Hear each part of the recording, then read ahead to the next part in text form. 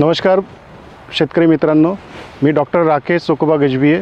मी सहयोगी प्राध्यापक उद्यान विज्ञान महाविद्यालय दापोली इथे कार्यरत आहे आणि मी आज आपल्याला काजूच्या सुधारित जाती याबाबत माहिती देणार आहे. आणि आपल्याला हा व्हिडिओ आवडला तर कृपया आमच्या विद्यापीठाच्या यूट्यूबवर त्याचप्रमाणे फेसबुकला आपण लाईक करा, सबस्क्राईब करा. काजू हे आपल्या कोकणातील अत्यंत महत्त्वाचं पीक आहे. हे पीक मूळचं ब्राझील या देशाचं आहे आणि पोर्तुगीजने हे पीक आपल्या देशामध्ये अति पाऊस पडणाऱ्या प्रदेशामध्ये जमिनीची धूप होऊ नये म्हणून हे मृदुसंधाराचं पीक म्हणून लावलं. आज देशाला 6000 कोटीचं परकीय चलन मिळवून देणारं अत्यंत महत्त्वाचं पीक आहे. आज आपलं कोकण म्हणजे आज आपण महाराष्ट्राचं बघितलं तर कोकणामध्ये जवळपास बहुतांशी क्षेत्र हे काजू क्षेत्र हे आपल्या कोकणामध्ये आहे. महाराष्ट्र आपलं राज्य हे देशामध्ये काजू क्षेत्रफळ, लागवडीखालील क्षेत्र, उत्पादन आणि उत्पादकता या तिन्ही बाबीवर प्रथम क्रमांकावर आहे. आज देशामध्ये सर्वात जास्त काजू लागवडीखालील क्षेत्र महाराष्ट्रात आहे. आज 1.91 लाख हेक्टर क्षेत्र असून यापासून 2.69 लाख मेट्रिक टन एवढं उत्पादन मिळतं आणि काजूची उत्पादकता ही साधारणतः 1300 ते 1500 किलोग्रॅम प्रति हेक्टर एवढी आहे. देशामध्ये आज आपली जी उत्पादकता आहे ती सर्वात जास्त आहे.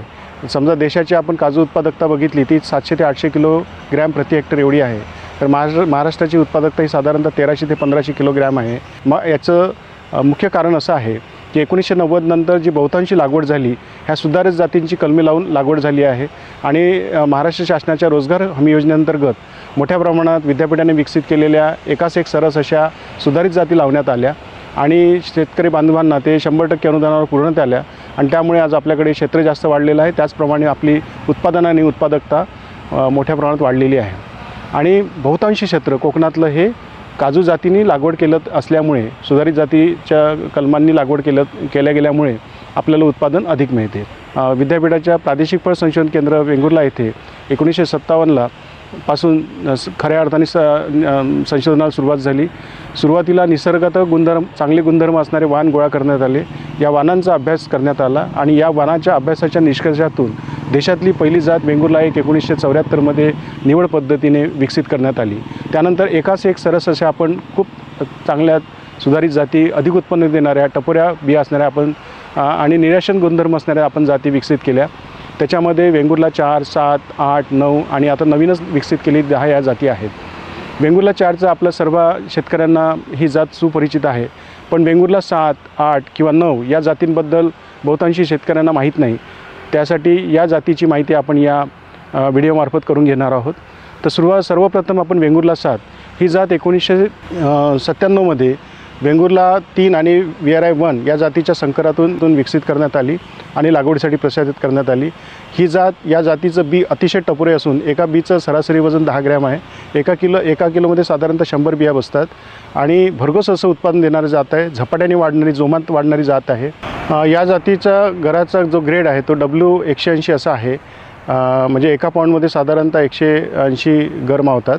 वेंगुर्ला 8 ही जात 2001 वेंगुर्ला 4 आणि VRI-1 या संकरातून विकसित करण्यात आली आहे आणि 2001 लागवडीसाठी प्रसारित करण्यात आली.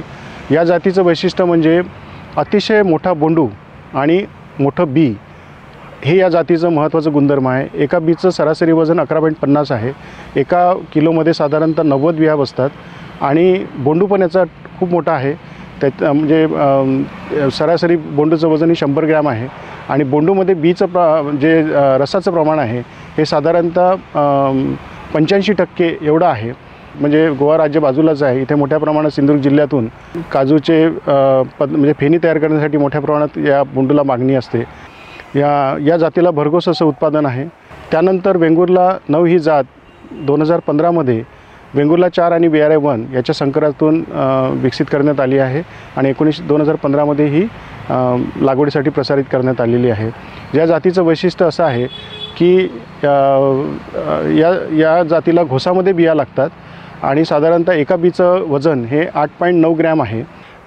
त्याचप्रमाणे घोसात फळधारणा आहे, टपोरं बी आहे आणि बीमध्ये असणाऱ्या गराचं प्रमाण, ज्याला आपण शेलिंग पर्सेंट असं म्हणतो, याचं प्रमाण पण अधिक आहे आणि ही जात भरघोस उत्पन्न देणारी अशी आहे.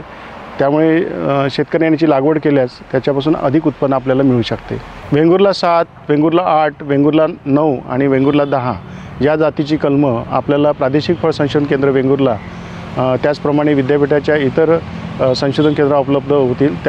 तसेच आपल्याला वाकोली संशोधन केंद्र, उद्यान विद्या महाविद्यालय दापोली इथूनसुद्धा हे कलमं आपल्याला उपलब्ध होऊ शकतील. काजूमध्ये परपरागीकरण होत असल्यामुळे जरी आपण सुधारित जातीचं बी वापरलं तरी आपल्याला मातृवृक्षाप्रमाणे गुणधर्म त्यामध्ये उतरत नाही आणि 100% गुणधर्म समजा मातृवृक्षाप्रमाणे त्यामध्ये उतरायचे असतील तर आपल्याला सुधारित जातीचे म्हणजेच वेंगुर्ला 4, वेंगुर्ला 7, वेंगुर्ला 8 किंवा वेंगुर्ला 9 या जातींची कलमे लावूनच लागवड केली पाहिजे. तर शेतकऱ्यांनी समजा या नवीन सुधारित जातीची लागवड केली तर त्यांचं उत्पादन नक्कीच वाढणार आहे आणि शेतकऱ्याला अधिक आर्थिक लाभ यापासून होऊ शकतो.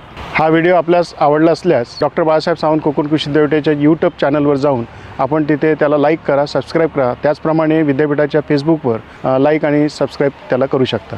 धन्यवाद.